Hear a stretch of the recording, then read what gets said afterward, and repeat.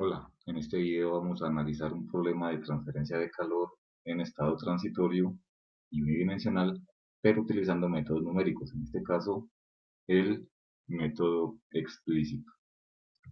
Bueno, la formulación matemática del problema es como aparece arriba.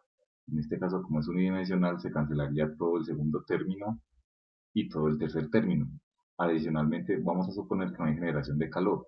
En, en ese orden de ideas nos queda la ecuación que está aquí en la parte inferior, en donde la simplificamos asumiendo que alfa, que es la difusividad térmica, es la conductividad sobre la densidad y sobre el calor específico.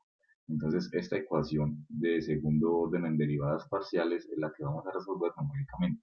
Noten que tenemos una derivada con respecto a x de segundo orden y una derivada temporal de primer orden. Estas dos derivadas las vamos a expresar en términos de diferencias finitas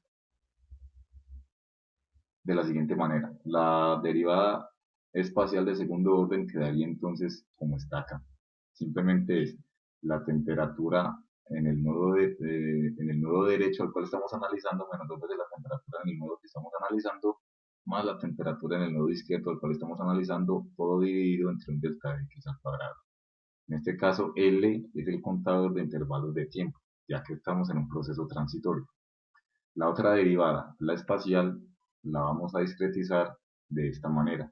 Simplemente delta de temperaturas entre el instante presente y el instante anterior sobre el delta de tiempo que vamos a tomar para el ejercicio y ambas temperaturas evaluadas para el mismo nodo, el cual estemos analizando en ese momento.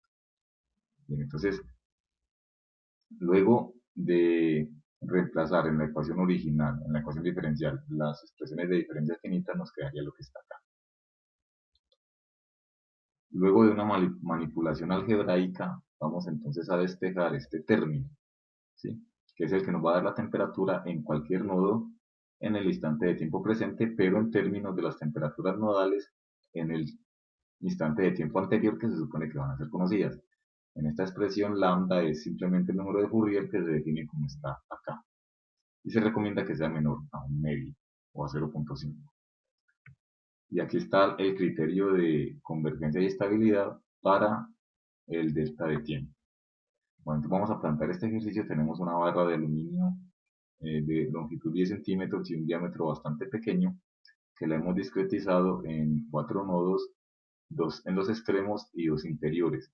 Vamos a suponer un delta de x de 10 tercios de centímetros y un delta de t, no 2 segundos, sino 5 segundos. Les digo por qué. Vamos a suponer que la temperatura en el lado izquierdo siempre va a ser de 100 grados en cualquier instante de tiempo y la del lado derecho siempre va a ser 50 grados en cualquier instante de tiempo. Y que al inicio, cuando el tiempo es cero, la barra completa todos los nodos interiores van a estar a 0 grados centígrados. Vamos entonces a resolver el problema en Excel. Aquí están las propiedades del aluminio. Aquí está el delta de x, el delta de t calculado con el criterio anterior y redondeado a 5 segundos. Y aquí están la longitud de la barra y las temperaturas iniciales y el borde del extremo derecho y del extremo izquierdo. Bien, y aquí arriba está entonces la ecuación que vamos a utilizar. Esta ecuación es fácil de entender. Dice, la temperatura en el nodo que estemos analizando en un instante de tiempo L más 1 es igual a la temperatura en ese nodo en el instante anterior más lambda veces la temperatura en el nodo derecho al cual estamos analizando en el instante anterior, menos dos veces la temperatura en el nodo que estemos analizando en el instante anterior, más la temperatura en el nodo izquierdo al nodo que estamos analizando, pero en el intervalo anterior. Entonces tengo esta tabla donde la primera columna es L, el contador de intervalos, tiempo sería el tiempo equivalente para cada intervalo, y tenemos los 4 nodos, el nodo 0, el nodo 1, el nodo 2 y el nodo 3. Recuerden que el nodo 0 siempre va a estar a 100 grados y el nodo 3, que es el nodo izquierdo, siempre va a estar a 50 grados. Simplemente vamos a tener que hallar las temperaturas para el nodo 1 y para el nodo 2. De la siguiente manera, vamos a aplicar esta fórmula a cada uno de estos dos nodos.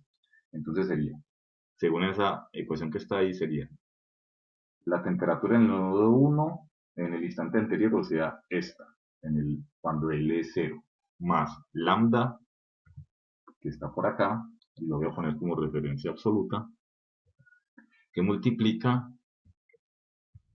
a la temperatura en el nodo a la derecha del 1 en el instante anterior, es decir, la 2, menos 2 veces la temperatura en el nodo que estoy analizando en el instante anterior, es decir, esta, el nodo 1, más la temperatura en el nodo izquierdo del que estoy analizando, pero en el instante anterior, donde sería la temperatura del nodo 0, en el instante anterior sería esta.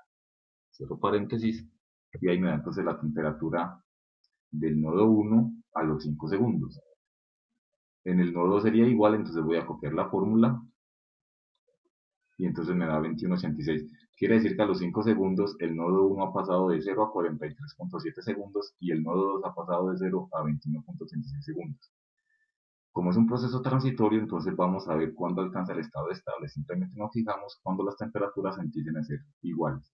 Entonces voy a copiar de aquí para abajo hasta el intervalo, tal vez el 20, vamos a ver si llegamos.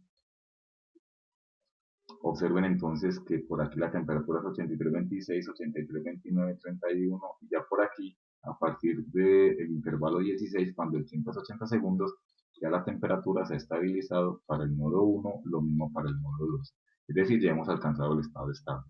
Eso lo podemos visualizar mejor haciendo el siguiente gráfico. Graficamos tiempo en X y las temperaturas de los demás nodos en Y con un gráfico de dispersión. Miren acá.